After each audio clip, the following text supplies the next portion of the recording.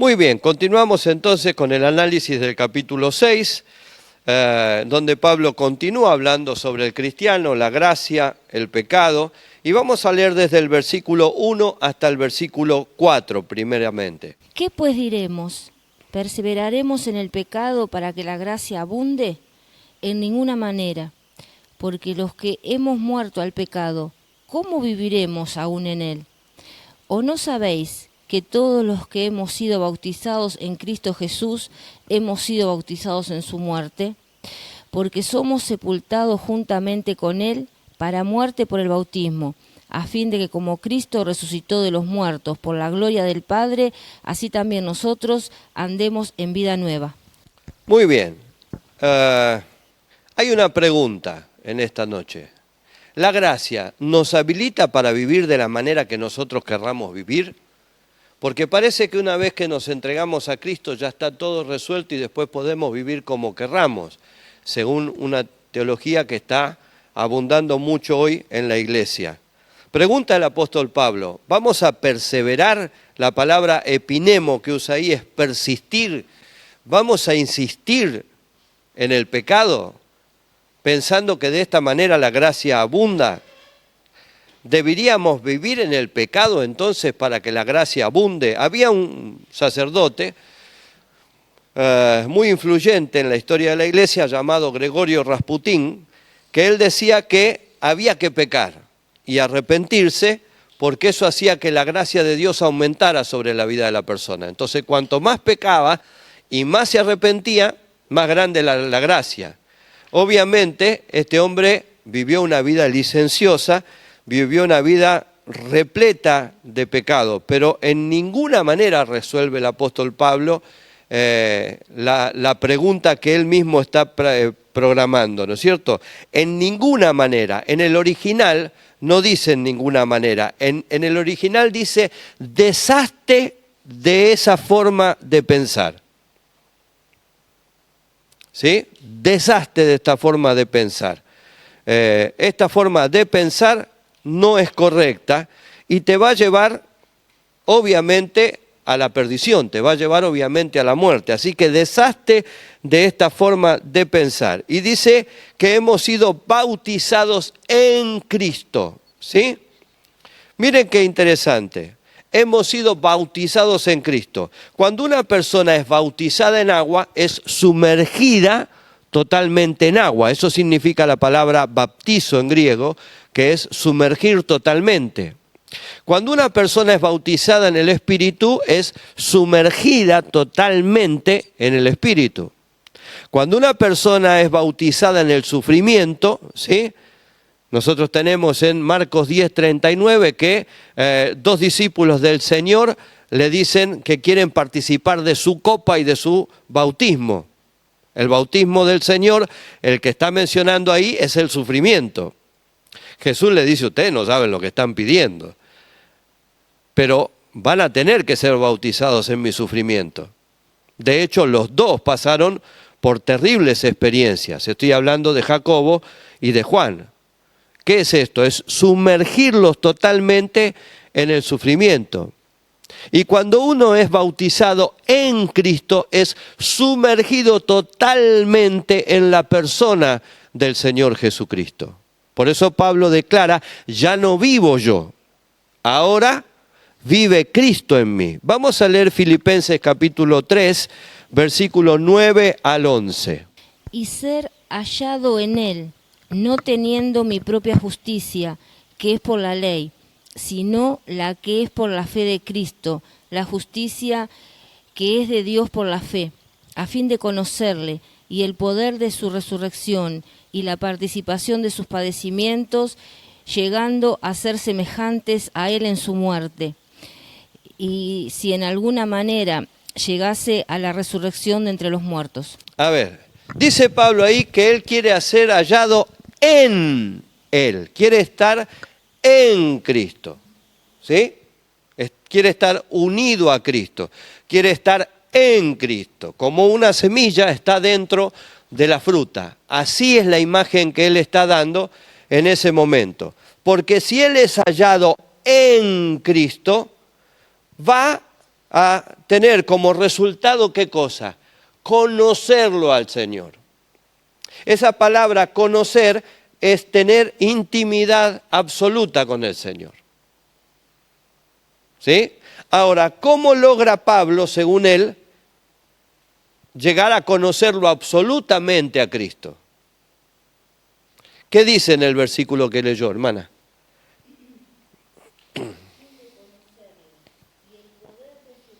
Primero, para conocerle tiene que conocer el poder de su resurrección. El poder de la resurrección es el poder del Espíritu Santo, porque fue el Espíritu Santo el que lo vivificó para que recuperara la vida.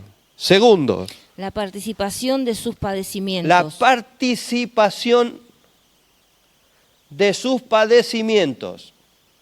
Miren, para nosotros que nos quejamos y decimos todo me pasa a mí, ¿por qué yo estoy de lucha en lucha? ¿Sí? Bueno, si usted quiere conocer al Señor y ser hallado en el Señor, tiene que aceptar participar de sus padecimientos. Déjenme mencionarles padecimientos: enfermedad, sufrimiento, traición, martirio, tortura, muerte. ¿Qué más? No se queje que todavía no hemos vivido ni la mitad. ¿Y qué más dice? Lo tercero. Llegando a ser semejante a Él en su muerte. Semejante a Él en su muerte. Es decir, morir por decisión propia. Darlo todo. Dar nuestra propia vida para poder ser hallados en Él. Eso está dispuesto a hacer el apóstol Pablo. Eso es estar bautizado en Cristo. Es estar hallado en Él, sumergido en la persona de Cristo, sumergido en el corazón de Dios. Y con esto viene un pare de sufrir. No. Lamento decirle que no.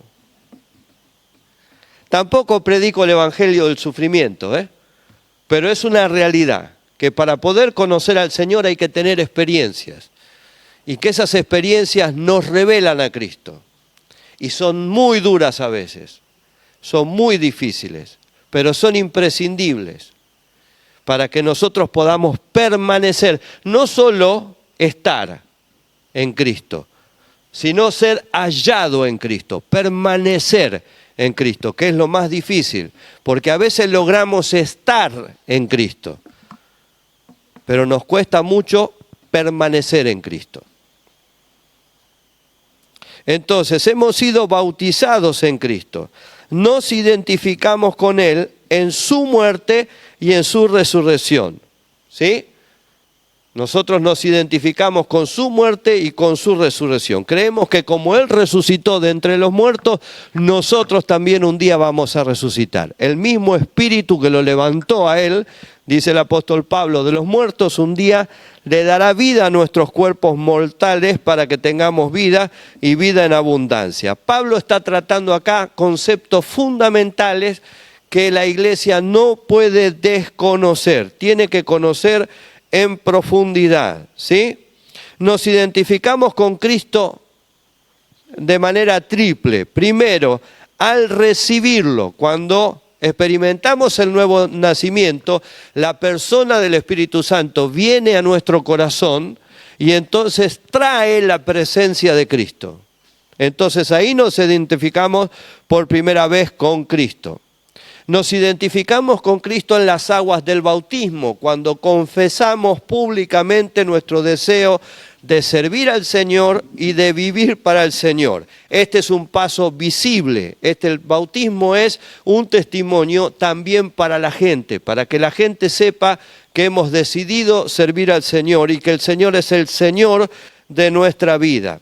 Y nos identificamos con Cristo cuando andamos en novedad de vida. La palabra kainotes que usa ahí es cuando andamos en una vida nueva, cuando andamos en el régimen del Espíritu, ¿sí?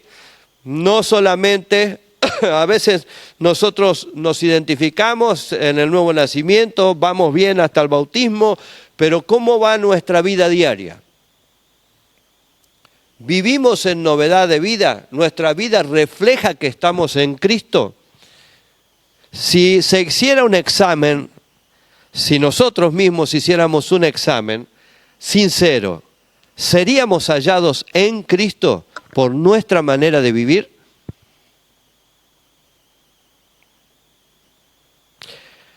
Vamos a seguir leyendo desde el versículo 5 al versículo 10. Porque si fuimos plantados juntamente con Él en la semejanza de su muerte, así también lo seremos en la de su resurrección. Sabiendo esto, que nuestro viejo hombre fue crucificado juntamente con Él, para que el cuerpo del pecado sea destruido, a fin de que no sirvamos más al pecado. Porque el que ha muerto ha sido justificado del pecado, y si morimos con Cristo, creemos que también viviremos con Él. Sabiendo que Cristo, habiendo resucitado de los muertos, ya no muere, la muerte no se enseñorea más de Él. Porque en cuanto murió al pecado, murió una vez y por todas, mas en cuanto vive, vive para Dios. Muy bien, hemos sido plantados en Cristo, dice Pablo. Esto está hablando de una unión cercana a la vida de Cristo. Hemos recibido la vida de Cristo, vivimos en la vida de Cristo, participamos de su muerte, participamos de su resurrección. Habla de la palabra sumfotos, que quiere decir congénito, innato, criado, unido, implantado, ¿sí? La persona de Cristo ha sido implantada en nosotros, nosotros estamos injertados en el corazón de Dios. El hombre viejo fue crucificado con Cristo. Palaios es la palabra de donde viene paleontología, que está hablando de algo viejo, de algo antiguo, de algo arcaico, ¿sí? El hombre viejo no puede ser reformado. El hombre viejo tiene que morir. El hombre viejo no debe ser acunado ni protegido. El hombre viejo tiene que morir. Si el hombre viejo no muere, o el viejo hombre no muere, no hay posibilidad de que tengamos una vida nueva. El viejo hombre tiene que estar crucificado con Cristo, para que no sigamos ya el modelo de Adán, para que podamos seguir el modelo de Cristo. El viejo hombre tiene que morir. Es imprescindible que el viejo hombre muera. El cuerpo del pecado es destruido para que no sirvamos más al pecado, es decir, ya no seamos arrastrados por el pecado. Ahora, hay una diferencia entre lo que es el viejo hombre, ¿sí?, y la carne. Porque a veces mezclamos todo y pensamos que el viejo hombre y la carne es la misma cosa. Pero el viejo hombre es distinto a la carne. ¿Puedo yo haber recibido el nuevo hombre, haber nacido de nuevo, haber crucificado al viejo hombre y aún ser tentado y aún ser seducido a hacer cosas que practicaba antes? Si practico esas cosas, ¿quiere decir que el viejo hombre todavía no murió?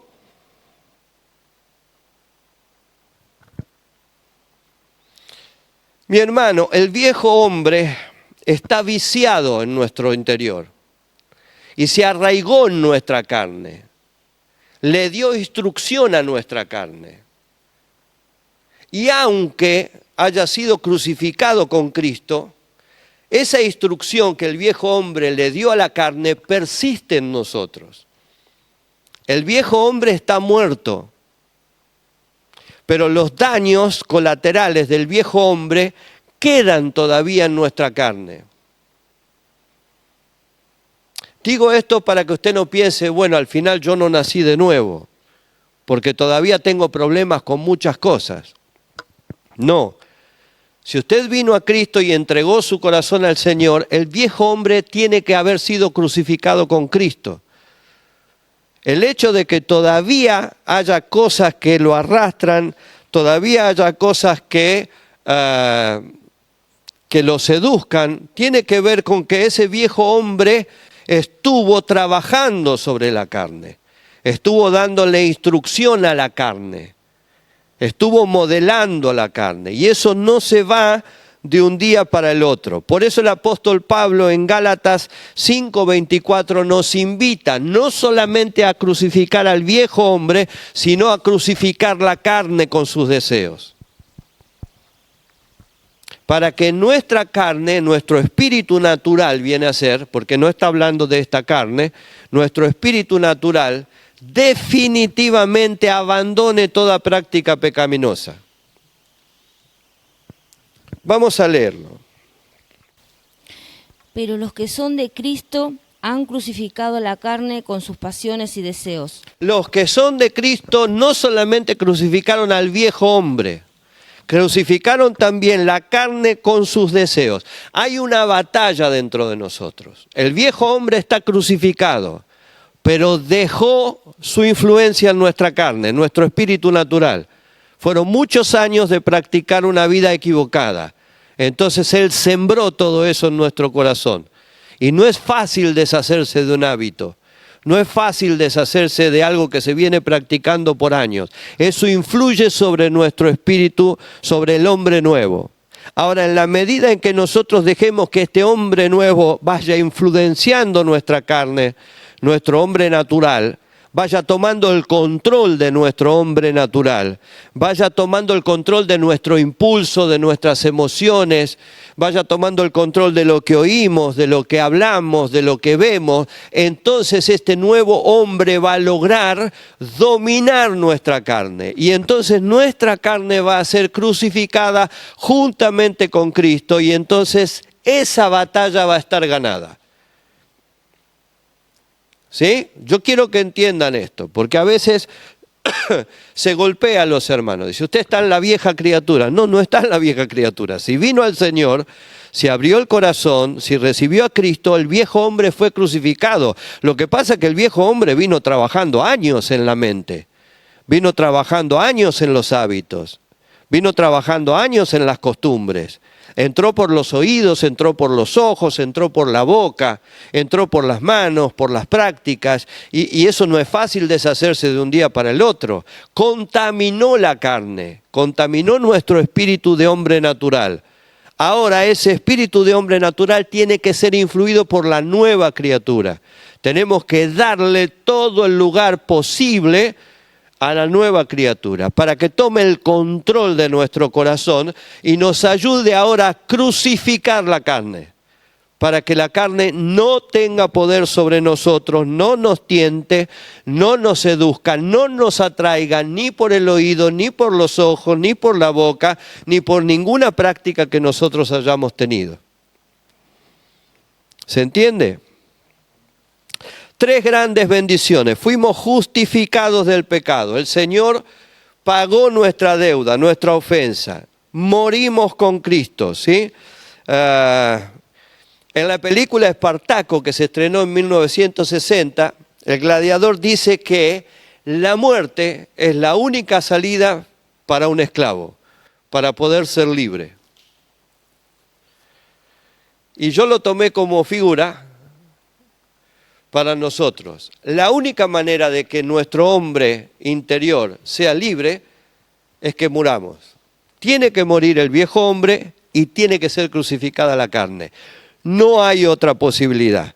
¿Por qué yo tengo que morir al pecado y el pecado no a mí? Porque muchos hermanos dicen, el pecado está muerto para mí. Grueso error. No es el pecado el que tiene que estar muerto para mí. Yo tengo que estar muerto al pecado. Que es distinto. Porque si el pecado está muerto para mí, en cualquier momento puede revivir para mí. Pero si yo estoy muerto al pecado, entonces el pecado no puede estimularme, no puede seducirme, no puede tentarme. Estoy muerto. ¿Usted puede tentar a un muerto? No. Si le habla, el muerto le responde. No. Si le pone una película, la mira. No. Bueno. Si yo estoy muerto al pecado, entonces no hay estímulo exterior que me pueda seducir. Y eso es lo que Dios quiere que nosotros hagamos, y no lo podemos hacer por nosotros mismos. No hay ninguna técnica, ninguna filosofía, ninguna ley, ningún programa que pueda hacer esto. Solamente la sangre de Cristo, solamente la obra de Cristo en la cruz del Calvario nos da la herramienta para poder morir al pecado y vivir para el Señor. Amén. Vivimos entonces con Él en nueva vida, en vida eterna. El hombre recibe, como decía hace poco el pastor Cabrera, la vida Zoe, vida plena, vida espiritual de parte del Señor. El sacrificio de Cristo es suficiente, es completo, es perfecto. No hay nada más que agregarle a la obra del Señor, ¿sí? Nos consideramos entonces muertos al pecado y vivos para el Señor. Este capítulo gira en torno a una de las doctrinas más lindas que tenemos de la salvación, que tiene que ver con la unión con Cristo, ¿sí? Esta unión que fue predicha, que iba a suceder en el nuevo pacto. Ya los profetas hablaban de esto. El profeta Ezequiel en el capítulo 36, por ejemplo, después pueden leerlo en casa, está anunciando este cambio. Y quitaré de vosotros el corazón de piedra, le dice, y pondré en vosotros un corazón de carne para que puedan recibir mi presencia. ¿Sí? Ahora, hemos sido liberados del poder del pecado, dice Pablo. No nos sometamos nuevamente a él. ¿Por qué si ya hemos sido libres nos queremos volver a someter al pecado? Si ya sabemos el daño que el pecado hace, ¿para qué queremos volver a él? Si ya sabemos la amargura que nos fue pecar, ¿para qué queremos seguir pecando? ¿Por qué insistimos con esto? En la guerra civil entre el norte y el sur en Estados Unidos, una anciana negra, y hago esta salvedad porque los negros eran esclavizados, la raza negra era esclavizada, en los Estados Unidos, estaba muy confundida y preguntó, luego de que la guerra terminara, ¿soy libre o no? Le dijeron sus compatriotas, sí, finalmente la guerra fue ganada, los negros somos libres, ya no somos más esclavos. Pero ella dudó y entonces fue y le comentó a su amo, el amo anterior. Le dijo, amo, ¿es cierto que soy libre? ¿Qué creen que le dijo el amo? De ninguna manera. Seguí siendo mi esclava. Entonces ella salió corriendo y fue y le preguntó a la gente, ¿qué dicen al final? Porque mi amo me dice que no. ¿Somos libres los negros o no somos libres? ¿Soy libre o no soy libre? La gente le dijo a Abraham Lincoln, acaba de dar un decreto, acaba de promulgar una ley por la cual los negros ya no son más esclavos, sos libre. Ella volvió y se lo dijo a su amo.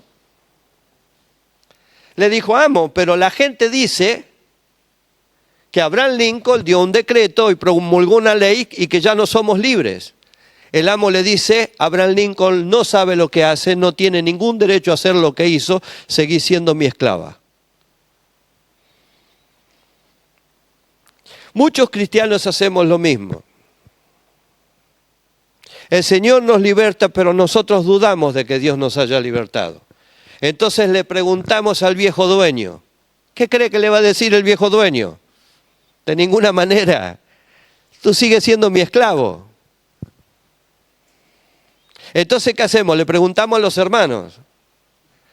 Hermanos, ¿será cierto? ¿Dios me habrá hecho libre? Pero por supuesto, ¿cómo no te va a hacer libre el Señor si viniste a Cristo? Entonces volvemos ¿a dónde? Al viejo dueño. Y decimos, los hermanos me dijeron que yo soy libre. Los hermanos no saben nada, dice el viejo dueño. Vos seguís siendo mi esclava. Entonces escuchamos la palabra y decimos, bueno, pero Dios dice que me hizo libre. Pero seguimos dudando, corremos al viejo amo. Dios dijo. ¿Y qué dice el viejo amo? Dios no tiene derecho sobre tu vida, seguí siendo mi esclavo. No dude de la libertad que Dios le dio en la cruz del Calvario. No dude en absoluto.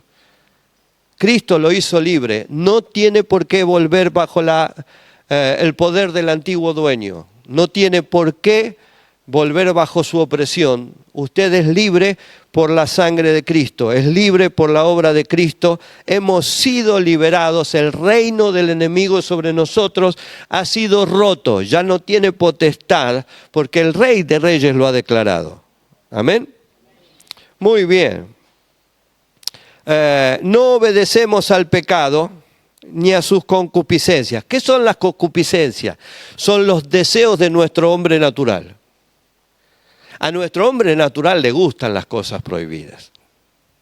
Entonces él susurra en el oído. Date un gustito.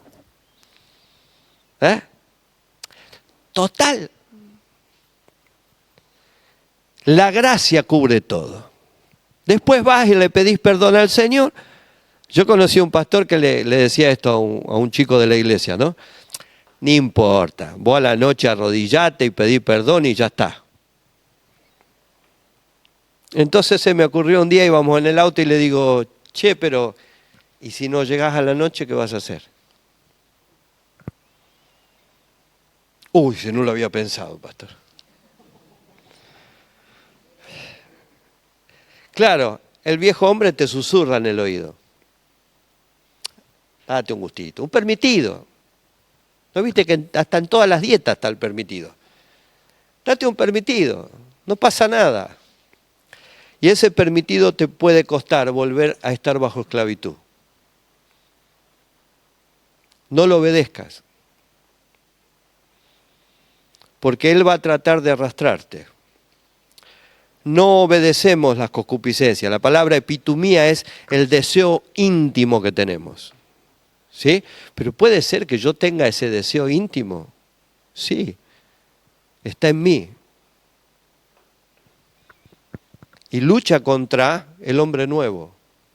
Y lo quiere derrotar. Y lo quiere someter. Y si yo lo escucho y si yo le doy lugar, lo va a lograr. Nuestros ojos, nuestros oídos, nuestra boca no deben servirlo. Deben servir al Rey de Reyes y Señor de Señores. ¿Sí?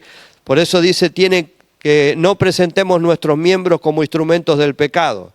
Tiene que ver con nuestros sentidos. No los presentes como instrumentos del pecado. Si usted mira lo que no tiene que mirar, se va a activar el deseo. Si usted oye lo que no tiene que oír, se va a activar el deseo. Si usted participa de conversaciones que no tiene que participar, se va a activar el deseo. Y después la lucha va a ser mucho más grande, mucho más difícil. Entonces Pablo dice, no te prestes a esto.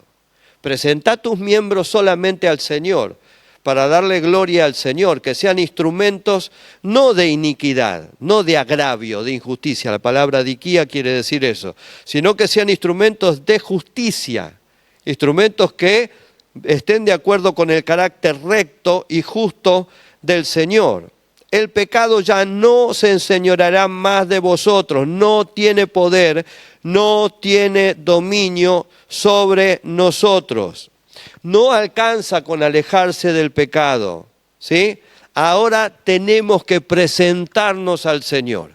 Esto podemos verlo en el Antiguo Testamento, en la figura del sacerdote o del sumo sacerdote, Éxodo 29:20.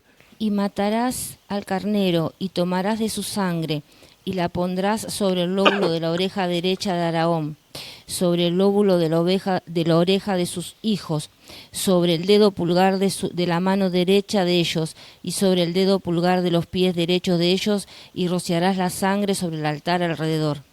Todo este rociamiento sobre la oreja para lo que oye, sobre las manos para lo que toca, sobre los pies para los lugares a donde va. El sacerdote tenía que ser purificado y santificado, tenía que presentarle sus miembros al Señor. Esos miembros no estaban ya al servicio del pecado, esos miembros ahora estaban al servicio del Señor. Pregunto, nuestros miembros, nuestro oído, nuestros ojos, nuestra boca, nuestras manos, nuestros pies, ¿al servicio de quién están? El que está en Cristo no incursiona en el pecado. Valora la gracia, respeta la gracia y vive en la gracia. La gracia no es una licencia para pecar. La gracia es un acto hermoso de Dios para que nosotros respetemos y valoremos, porque la gracia costó la vida del Señor Jesucristo. Vamos a continuar con los principios espirituales básicos. Vamos a leer del versículo 16 al 22. ¿No sabéis que si os sometéis a alguien como esclavos para obedecerle, sois esclavo de aquel a quien obedecéis, sea del pecado para muerte o de la obediencia para justicia? Pero gracias a Dios, que aunque eras esclavo del pecado, habéis obedecido de corazón a aquella forma de doctrina a la cual fuisteis entregados, y libertados del pecado, vinisteis a ser siervos de la justicia. Hablo como humano, por vuestra humana debilidad, que así como para iniquidad presentéis vuestros miembros para servir a la inmundicia y a la iniquidad, así ahora para santificación presentad vuestros miembros para servir la justicia. Porque cuando eras esclavo del pecado, eras libre acerca de la justicia. Pero ¿qué fruto tenías de aquellas cosas de las cuales ahora os avergonzáis? Porque el fin de ellas es muerte. Mas ahora que habéis sido libertados del pecado y hechos siervos de Dios, tenéis por vuestro fruto la santificación y como fin la vida eterna. Muy bien. Fíjense, Pablo parte de una premisa. El que se somete a un pecado lo convierte a ese pecado en su señor. Es esclavo de ese pecado. ¿Sí? Le da el gobierno de su vida. Le da el señorío de su vida. Y Pablo dice, antes eras esclavo del pecado, pero ahora Cristo te hizo libre. No vuelvas a estar bajo la esclavitud del pecado, porque ahora has obedecido esta forma. Esa palabra forma, Pablo la usa muchísimas veces. No solamente aquí, sino que también la usa en la carta a Filipenses, la palabra forma. Y es una palabra muy importante, la palabra tupos en griego, ¿sí? Que define lo que es un molde. Esta forma de doctrina quiere decir, traducido, vive de acuerdo a la fe que profesas. Vive de acuerdo a la fe que predicas. Esa palabra forma nos habla, le decía, de un molde. ¿Por qué? Porque el Señor tiene que trabajar con nosotros, como el alfarero trabaja con el barro. Ahora, el Señor nos, por decirlo de alguna manera, nos derrite y nos coloca dentro de un molde para darnos la forma que Él quiere. Ese proceso es durísimo.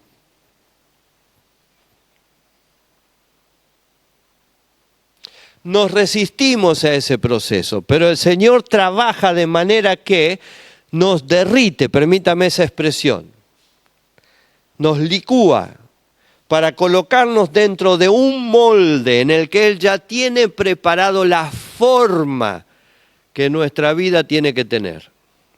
Pablo usa mucho esta palabra y es muy importante y siempre tiene que ver con un molde en el que Dios nos coloca, ¿sí? La usa también en relación a Cristo en Filipenses. Cuando habla de la encarnación de Cristo, habla de que no tuvo en cuenta ser en forma de Dios para hacerse en forma de hombre. Se metió en el molde. ¿Sí? ¿Se entiende eso? Fuimos libres entonces de la esclavitud del pecado. Ahora nos avergonzamos de aquella vieja manera de vivir. A veces escucho a los hermanos testificar y dicen, yo era ladrón y no me avergüenzo. Yo era borracho y no me avergüenzo. ¿Sí? Yo era adúltero y no me avergüenzo. No, está mal expresado. Yo de lo que no me avergüenzo es de que Cristo me perdonó. No me avergüenzo de que Cristo me hizo libre. Pero sí siento vergüenza de haber sido borracho. Sí siento vergüenza de haber sido adúltero.